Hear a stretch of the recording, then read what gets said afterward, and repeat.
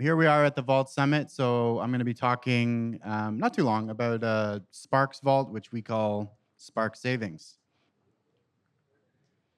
So first, a little bit of background on Spark. We are part of the Sky ecosystem, fifth largest DeFi. Actually, it might be fourth now, but we're at 11 billion, so growing rapidly.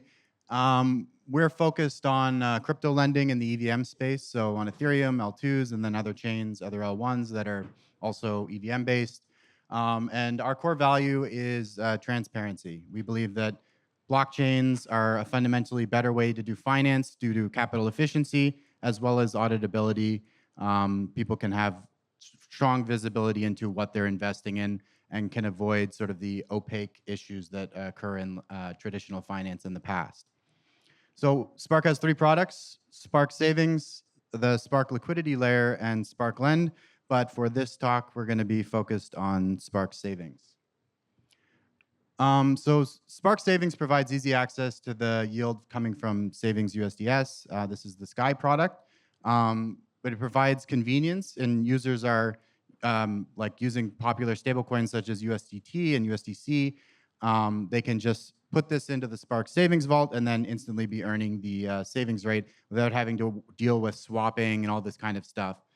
So yeah, the idea is that just super simple. I have USDC, I have USDT, I want to earn on that and get the savings rate, which is, in our view, is the best at-scale risk-adjusted yield in DeFi.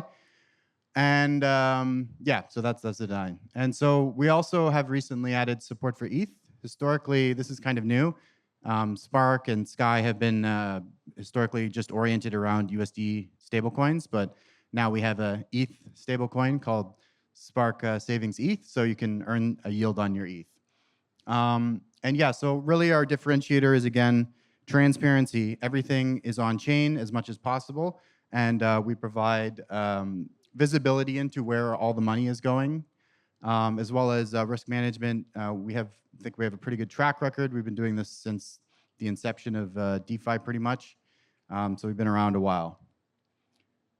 So yeah, let's get right into it. How does the yield get generated, right? This is what everybody asks right before they go into something. So we put it right up in front and center. Here's where exactly all of your dollars go. This is not a periodic like proof of reserves or something like that. It's literally in real time. Sorry. So let's go through where the assets are primarily sitting. So half the balance sheet right now is in stablecoins. This is due to more bearish market conditions. Loans are being repaid, as well as there's been a lot of growth in the deposits. So USDS is now, it's retraced a little bit. It's at 9.3 billion now, but coming up on that 10 billion mark to reach the all-time highs again. And so as this money comes in, it sits on the balance sheet in stable coins. So this is like primarily USDC, USDT, PyUSD. And then the next biggest thing, this has been Maker's historic money maker forever, basically. This is on-chain crypto lending, and this is against like, this does not count looping. This is like loans against Bitcoin, ETH, LSTs, LRTs. And yeah, it's been the bread and butter of Maker, and now Spark has taken this over. Yeah, it's quite good. And newer stuff that's been added is AAA corporate debt. This is through the Janus Henderson centrifuge pool. Grove, one of the sub-DAOs, deploys into this. And so this is like RWA allocation of the balance sheet. It's high quality corporate debt. Yeah, as well as we do OTC crypto lending. This is through Maple. This is people. A lot of institutions, they may not necessarily be comfortable coming on chain, so we want to cater to these users. It's the same thing as the on-chain loans, except it's just going off-chain through like a qualified custodian. As well, T-bills, this was all the rage a few years ago, and it's kind of, I guess, the norm now. But yeah, treasury bill allocation in the balance sheet, as well as there is now exposure, the basis trade through the CME. This is not through centralized exchanges. This is on the CME in Chicago, and this is through Superstate USCC. So very exciting to see all these new products come on the market, and Spark is able to tap into them all as they become available. So let's look at a bit of a competitive analysis about the ecosystem out there. I kind of put some points of reference with various things like USDC, USDT, which have very strong liquidity, but no, they do not forward yield to the users. As well as there's maybe more liquid stablecoins that don't have liquidity and don't forward the yield.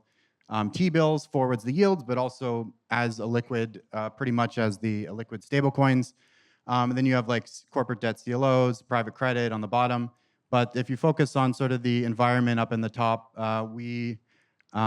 Spark Savings is positioning itself to be as liquid as Aave Core, and the liquidity in the stablecoin side is comparable, but providing a structurally higher yield due to the RWA integrations. And so, yeah, that's where we're really positioning it, and so we can support the capacity of hundreds of millions, billions of dollars, basically. So with high liquidity. And then you see Athena is like a little bit more liquid, a little bit higher yield during bull market conditions. So there's different products for different risk appetites, but this is where we view Spark Savings Edge at. So yeah, Spark is on a mission to provide institutional grade DeFi for everybody. Thank you for coming.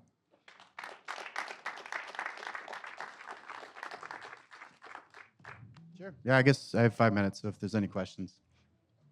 Hey, that's very good talk. I might have missed it. So what's the role of Phoenix Labs in this?